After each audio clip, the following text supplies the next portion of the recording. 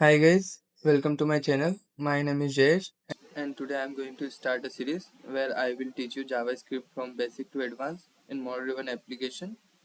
Okay, so in today's episode we are going to cover what is JavaScript in model driven application, what is use case and business values for JavaScript, what are form events, what are registration of JavaScript, like how to register it, and then I will give you a demo.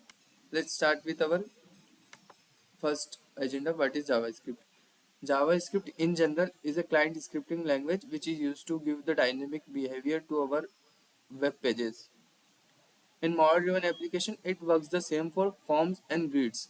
Like if we have to perform any kind of data validation on client side, any kind of dynamical behavior like to hide a field, to make the field log, to set this default values, this kind of things we can done using JavaScript. Why we use JavaScript? Because we have out of box tools like business tool. If they cannot meet our requirements, so we use JavaScript. In this point you can see like extend the standard out of box capabilities to interact with fields, controls, records, and use dynamic behavior. Let's move on to our next question. What is out of box versus JavaScript? Out of box options we have business rules, form designer, power automate, and security roles. Let's see how JavaScript overcome these out of box features. If we use business rules have seven kind of limited actions. We can use those actions to perform any kind of validation and logics. But if we have any kind of complex logic with multi-conditional validation, we have to use JavaScript for this kind of requirements because business rule cannot meet them. Then we have form designer,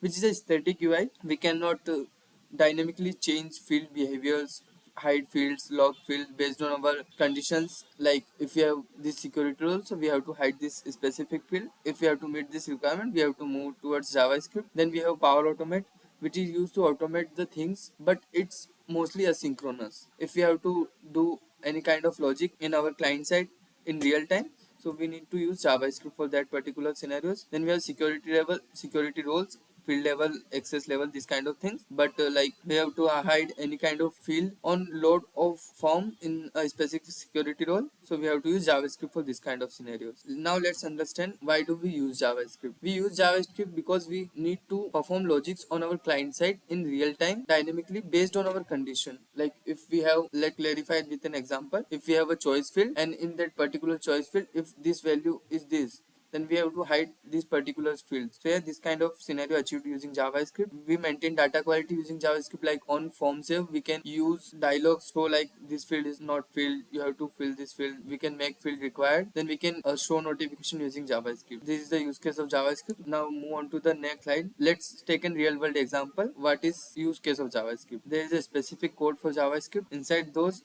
I have written a specific condition like when contact type field is equal to email, we have to show email field unless we have to hide it.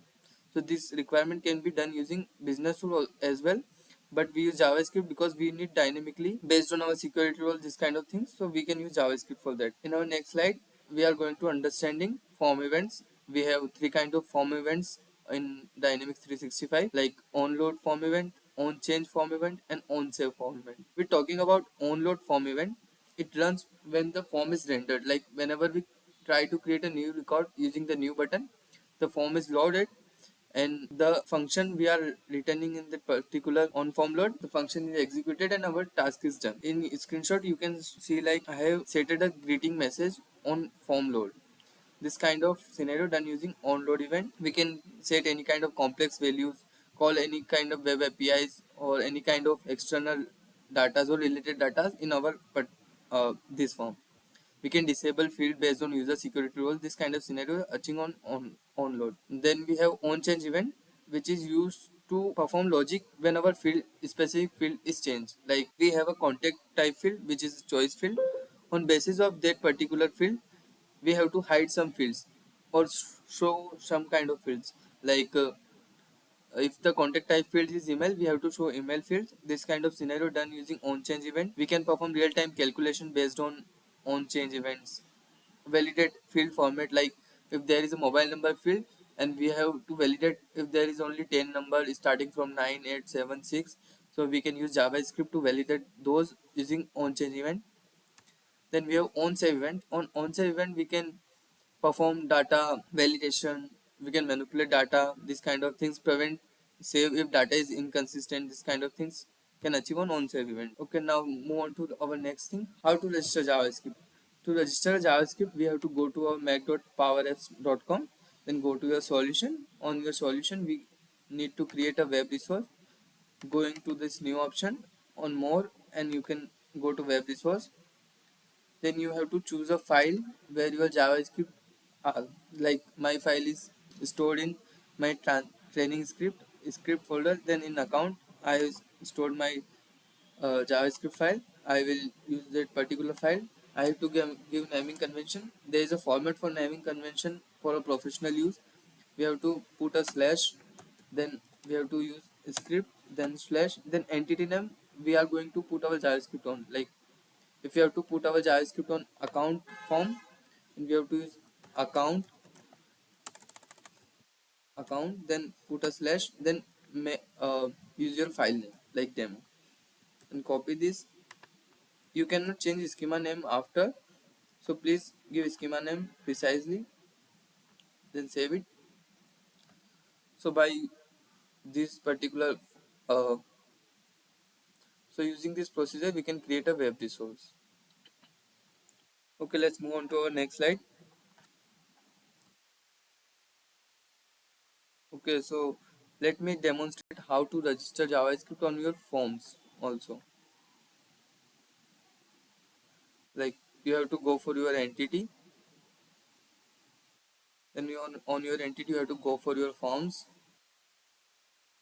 select your main form or form whatever you want. In my demo file, I have a basic code like OnLoad. We just use the execution context object to get the current form context. Then we get the form type. You don't have to understand this code in once. I will explain in upcoming episodes. Okay, so in this particular function, I am going to open a greeting message for user on load of specific form.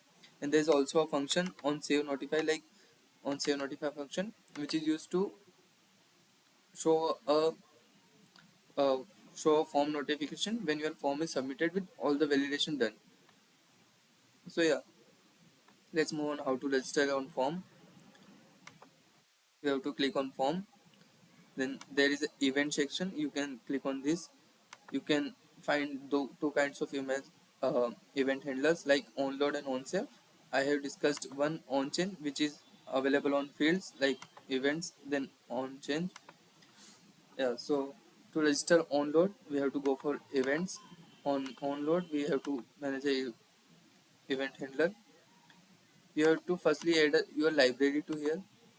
Like I have to add, so I will add demo library, my web resource here. Then you can change your web resource. Now what you have to do is you have to call your function here. So I just copied my function name and go on this particular onload event. I just register my function name, and make sure you have checked this checkbox.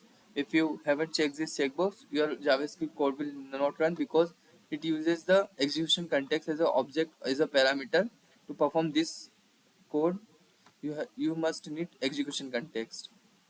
So yeah, you have to check this checkbox and can select done, and just save and publish.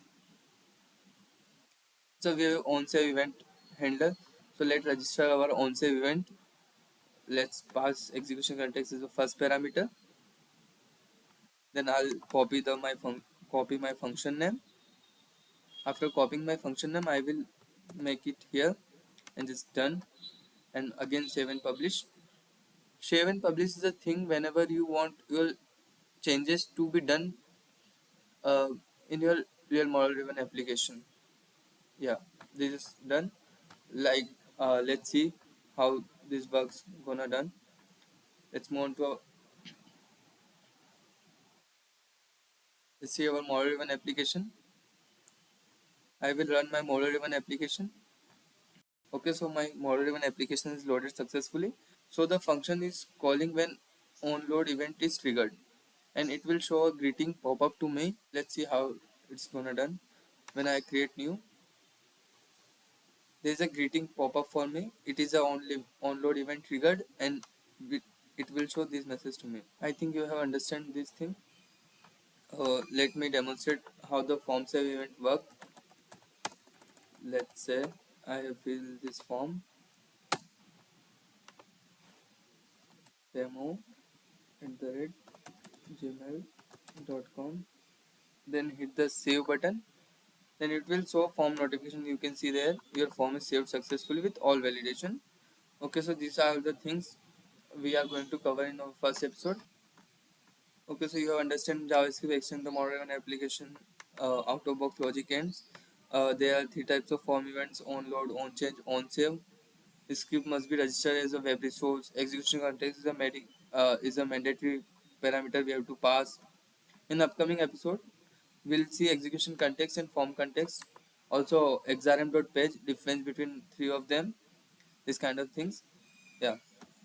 Thank you for watching. If you have any kind of question, just drop a comment there, and must like, share and subscribe the channel and on the bell icon to learn more. Thank you.